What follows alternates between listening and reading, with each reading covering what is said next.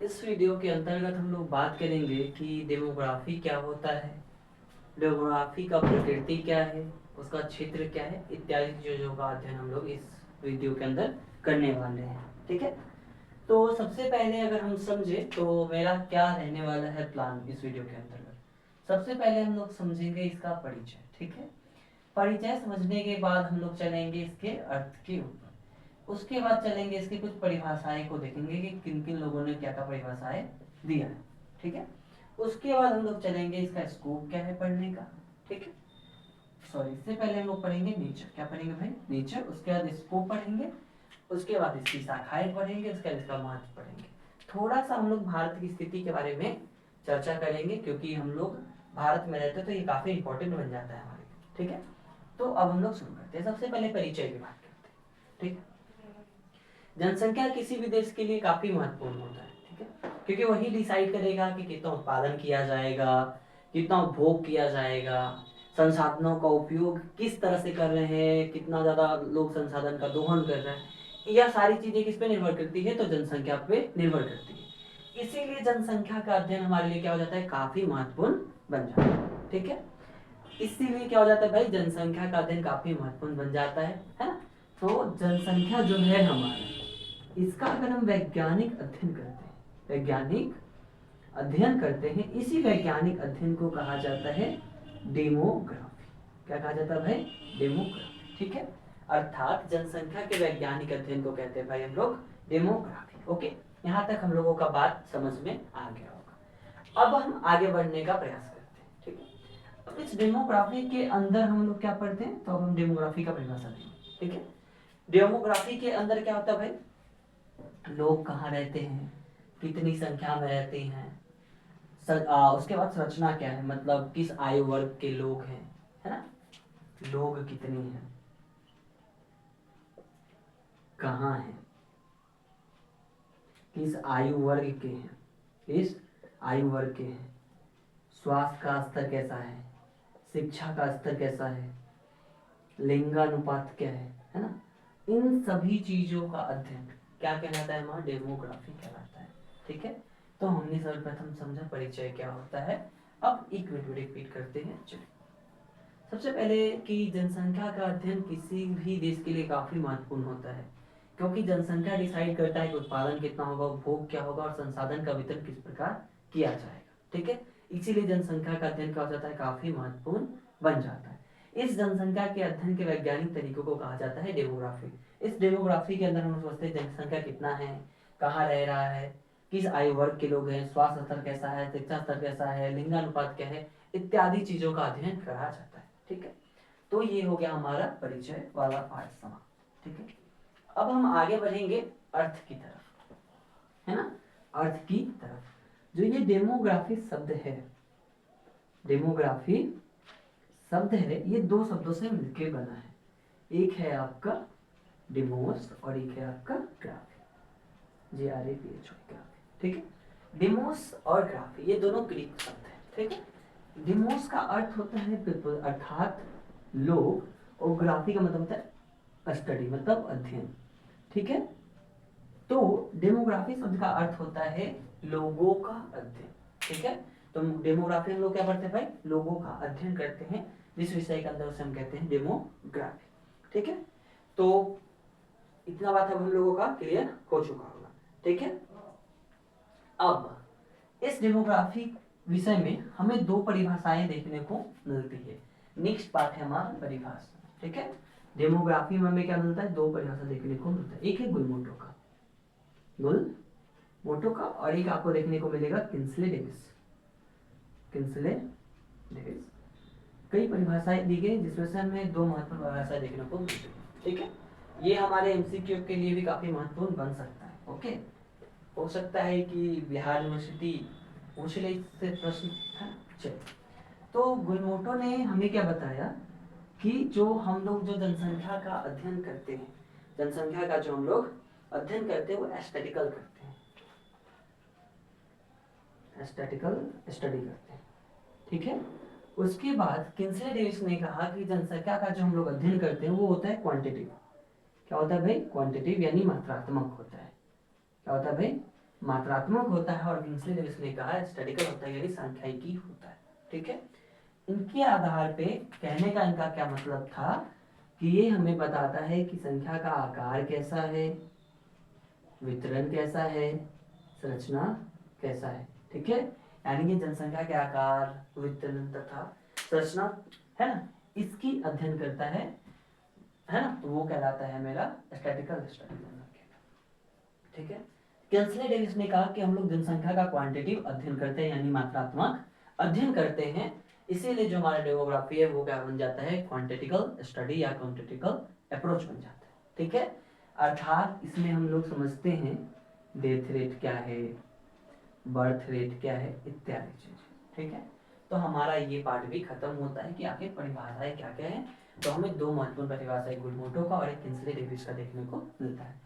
गुलमोटो ने statistical study के बारे में बताया और किंग्सले ने कहा कि जनसंख्या का अध्ययन मतलब क्वांटिटी स्टडी है। ठीक है, ओके, अब हम लोग नेक्स्ट चर्चा करेंगे कि इसका नेचर क्या है, अर्थात डेमोग्राफी का प्रकृति क्या है। तो हम डेमोग्राफी की प्रकृति की बात करें, ठीक है, तो हम इसमें कुछ चर्चा करेंगे। सबसे पहले कहा जाता है कि डेमोग्राफी साइंस है। क्या है भाई, साइंस। ये साइंस की प्रकृति रखता है। कैसे, तो हम इसमें आंकड़ों का इस्तेमाल करते हैं, डाटा का इस्तेमाल करते हैं, है ना, चीजों का कारण जानते हैं और क्या परिणाम होता है, इन सभी चीजों का अध्ययन करते हैं, इसीलिए डेमोग्राफी का अध्ययन साइंस बन जाता है। ठीक है, उसके बाद दूसरा कहा जाता है कि ये भाई क्या है, आपका स्टैटिकल है। क्या है, सांख्यिकी अध्ययन है। जस्ट हमने पीछे भी अभी चर्चा किया था, जैसे गुलमोटो ने भी बताया था कि इसके अंदर हम जनसंख्या का आकार क्या है, जनसंख्या का आकार क्या है, उसकी संरचना क्या है, वितरण क्या है, इन चीजों का अध्ययन करते हैं, है ना, तो ये स्टैटिकल अप्रोच बन जाता है। ठीक है, तीसरा इसका नेचर है कि ये क्वांटिटिव भी होता है।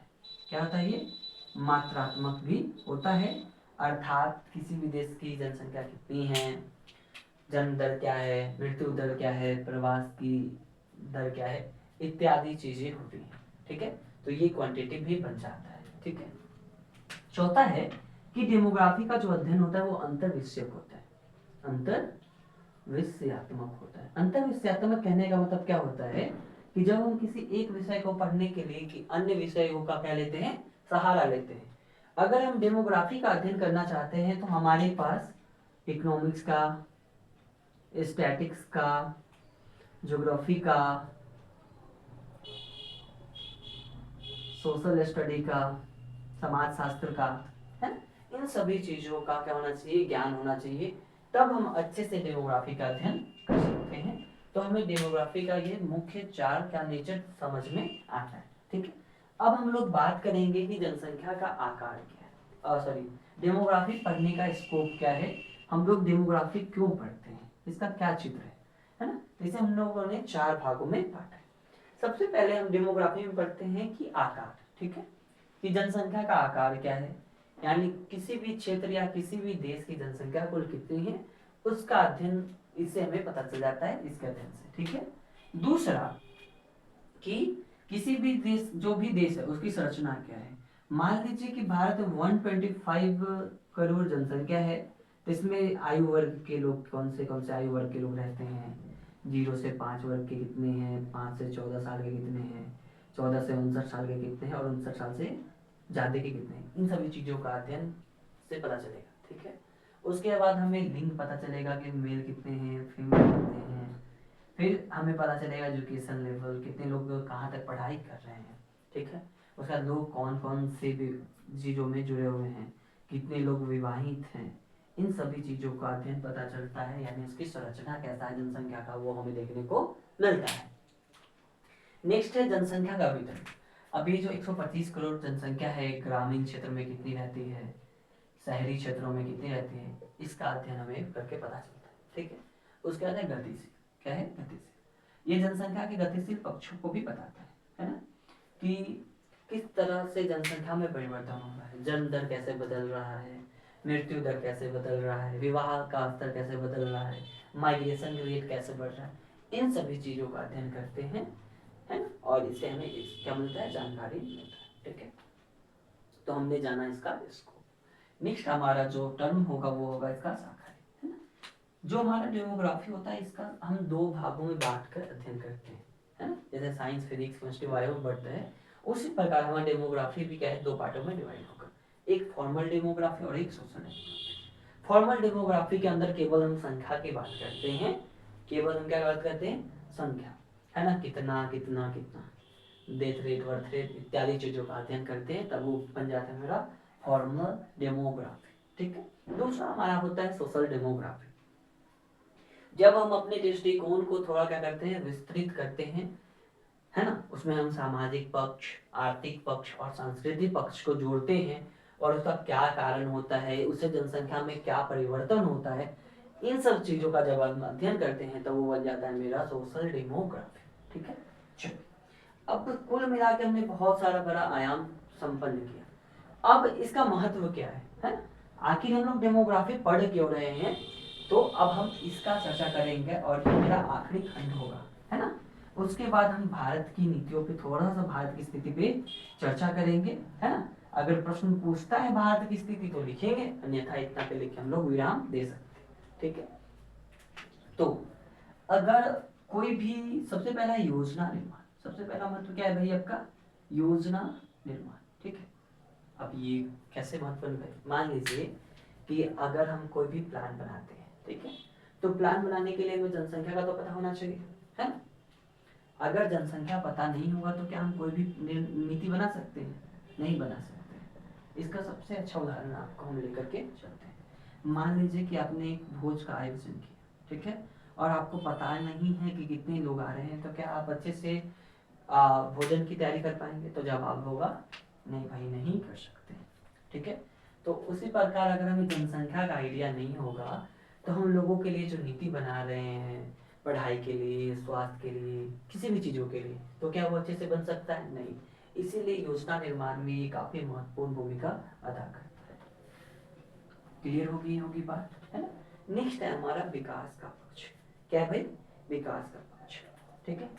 आर्थिक विकास, अगर हमें जनसंख्या पता होगा, है ना, तो जैसे कि जनसंख्या बताने से हमें श्रम शक्ति का पता चलेगा, किसका पता चलेगा भाई, श्रम शक्ति का पता चलेगा, लेबर फोर्स कितने हैं हमारे देश में, ठीक है।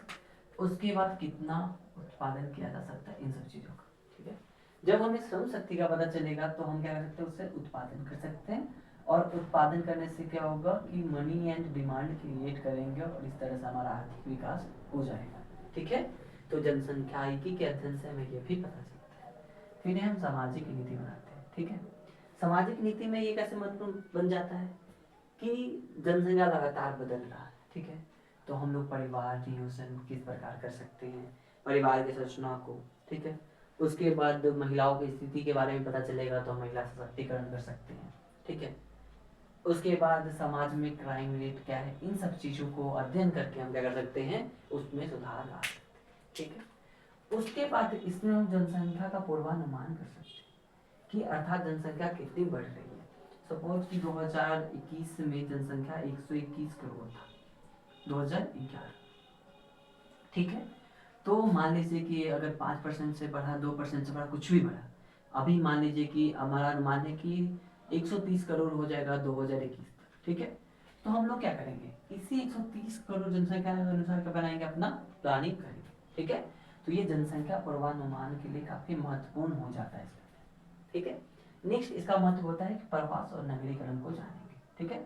लोग कितनी मात्रा में क्या कर रहे हैं, प्रवास कर रहे हैं। प्रवास मतलब होता है एक क्षेत्र को छोड़ करके दूसरे क्षेत्र की ओर जाना, ठीक है। तो लोग एक क्षेत्र को छोड़कर दूसरे के क्षेत्र में कितने जा रहे हैं, ठीक है। उसके बाद अगर गांव से शहर की तरफ जा रहे हैं, गांव से शहर की तरफ जा रहे हैं, तो इससे नगरीकरण को बढ़ावा मिलेगा, है ना। चलो, नेक्स्ट है पर्यावरणीय दृष्टि, ठीक है। लोग संसाधन का दोहन कितना कर रहे हैं, कितना पॉल्यूशन हो रहा है ना, जनसंख्या का पर्यावरण पे कितना बोझ है, ये सब चीजें आपस में जुड़ी होती हैं, ठीक है। तो पर्यावरणीय नीति बनाने के समय भी क्या हो जाता है, हमें जनसंख्या का ज्ञान काफी इंपॉर्टेंट हो जाता है, ठीक है। तो ये हमारा क्या हो गया भाई, डेमोग्राफी पढ़ने का महत्व हो गया।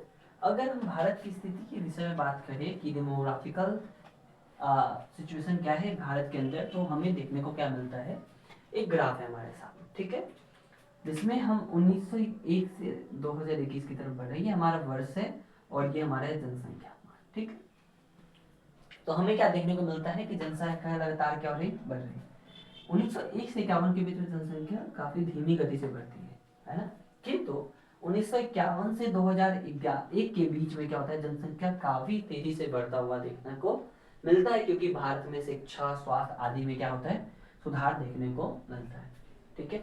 उसके बाद भारत हमारा पहुंच जाता है भारत जनसंख्या संक्रमण के मॉडल पे, अर्थात अभी हम लोग का 1.97 क्या है भाई, टोटल फर्टिलिटी रेट है ना। अगर हम जनसंख्या 2 आ जाता है, टोटल फर्टिलिटी रेट अगर 2 आ जाता है, मतलब कि एक माता पिता कितने बच्चों को जन्म देते हैं, तो 1.97 आ चुका है ना, जो हमारे लिए काफी अच्छा है, ठीक है। चलिए, तो अब हम लोग किस तरफ बढ़ रहे हैं, जनसंख्या संक्रमण की तरफ बढ़ रहे हैं।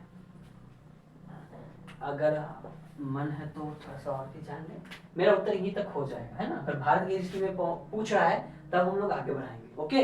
चलिए, सबसे पहले हम समझाते हैं आपको जनसंख्या संक्रमण मॉडल क्या होता है, ठीक है। तो जब भी किसी देश का जनसंख्या बढ़ता है, क्या करता है, बढ़ता है। 1 मिनट पहले हम इसको बना लेते हैं, ठीक है, 1 मिनट बस।